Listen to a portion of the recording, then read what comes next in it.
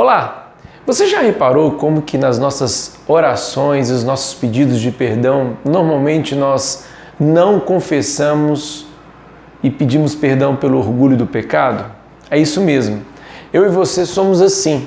Nós muitas vezes confessamos tantas coisas, mas não confessamos sobre o orgulho. Uma vez eu vi dizendo que o orgulho é a raiz de todos os pecados. E é sobre isso que eu quero falar para você. Então assista todo esse vídeo e seja muito abençoado e aprenda sobre esse assunto.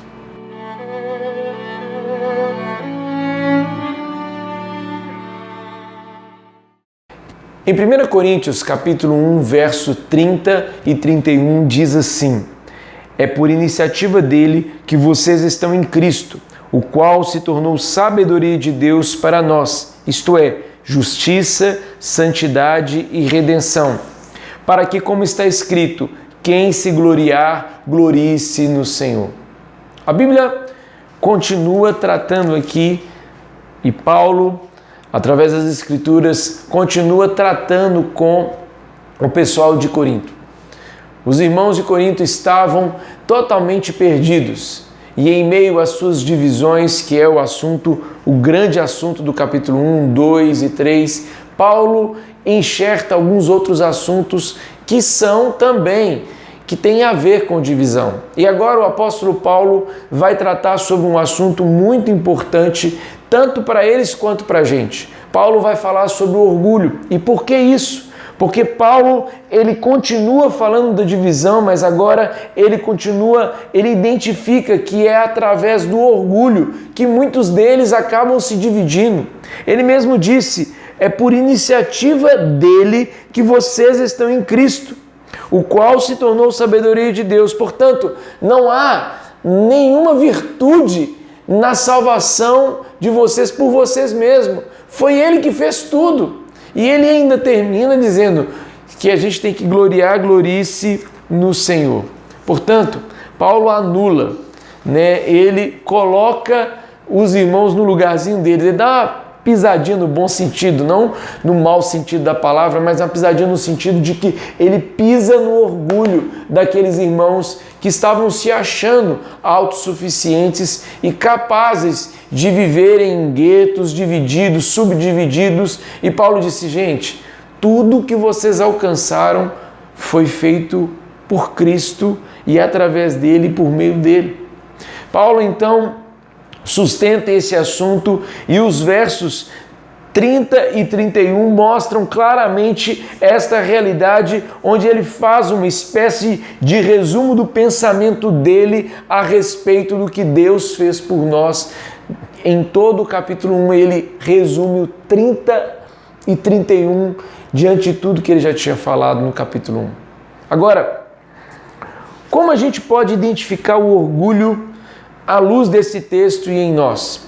E fica muito claro aqui isso. Ele diz, é por iniciativa deles que vocês estão em Cristo Jesus. Portanto, Paulo nos mostra, ele identifica ou ele mostra exatamente como tudo aconteceu na vida deles. Tudo vem por Deus.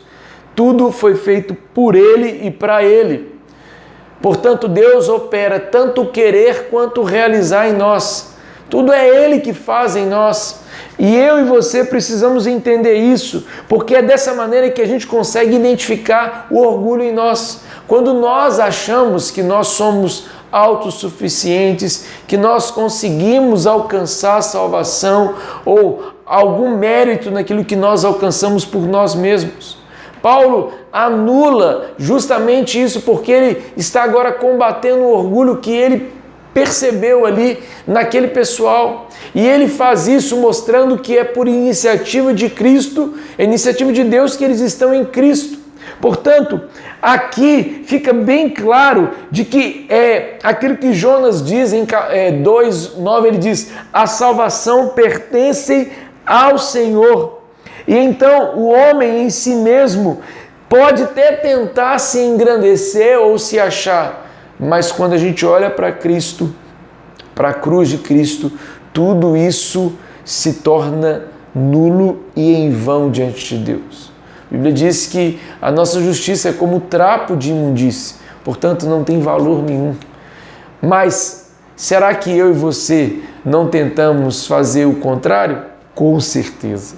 Nós somos assim, orgulhosos, e infelizmente vem desde o Éden. Achamos que somos autossuficientes, achamos que podemos conhecer mais, que poderemos ser maior do que Deus, né? Conhecendo, ou como Deus, conhecendo o bem e o mal, como lá em Gênesis 3. Mas quando nós identificamos que muitas vezes nós queremos ser, sempre autossuficientes, queremos muitas vezes justificar a nossa salvação a partir dos nossos méritos, de uma meritocracia, quando conseguimos ou quando pensamos que tudo que nós fazemos vem a partir da gente, nós então podemos identificar o orgulho.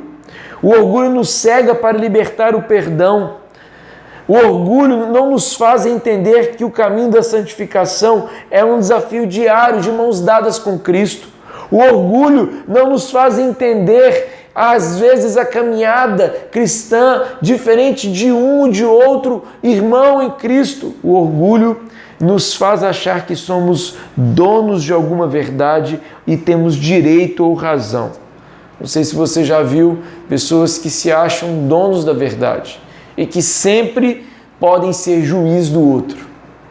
Mas quando nós identificamos o orgulho, nós então fazemos a segunda coisa que Paulo fez, ele combateu o orgulho.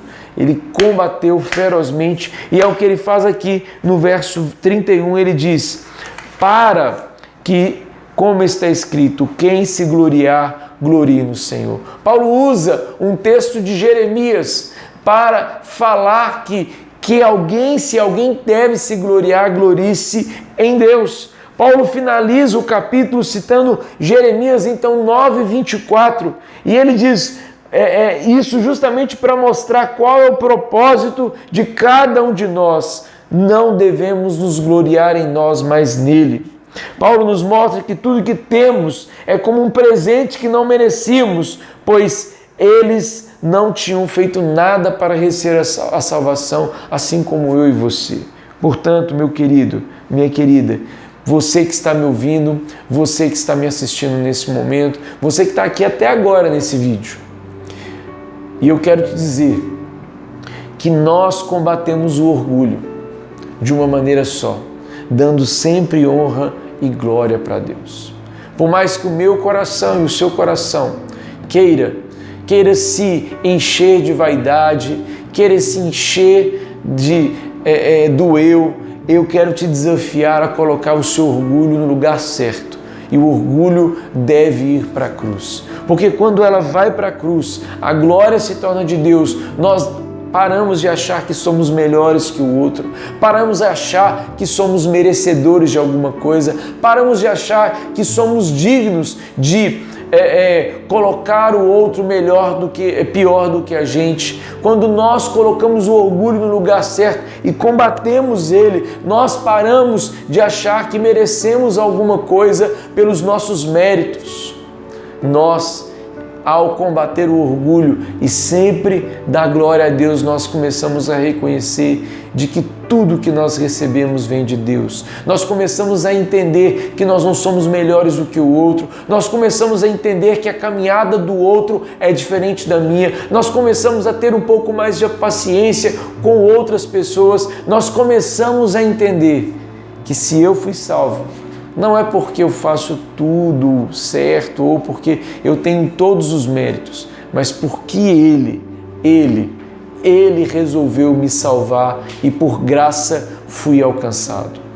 Quando nós combatemos o orgulho, o resultado de tudo isso é que Deus é glorificado. Precisamos sempre nos lembrar quem nós somos e quem Ele é, para que o nosso coração sempre se lembre e coloque-se no lugar certo. Coloque o seu orgulho no lugar certo. Ai, meu Deus, como eu às vezes fui orgulhoso e às vezes luto contra o orgulho dentro de mim. Como muitas vezes o orgulho quer encher o meu coração das vaidades. E aí, quando eu consigo identificar, eu vou combatendo ele. Falou, orgulho, fica quieto aí. Eu consigo identificar e sempre lembrar e começar a honrar e glorificar a Deus e lembrar de que Deus é que me alcançou, que foi por causa dele que eu estou de pé, é por causa dele que eu estou aqui falando com você através desse vídeo. Por isso, confesse o orgulho como um pecado que muitas vezes nós não reconhecemos e abrimos a nossa boca para dizer: Deus, eu sou orgulhoso. Esse é um dos pecados que eu, graças a Deus, tenho vencido. E eu quero, através dessa palavra, levar você a experimentar, a confessar o orgulho, para que você viva melhor com você mesmo, com Deus e com as outras pessoas. E eu tenho certeza que Deus vai te ajudar nessa caminhada quando o orgulho for identificado e eu e você confessarmos esse pecado. Que Deus nos ajude, né?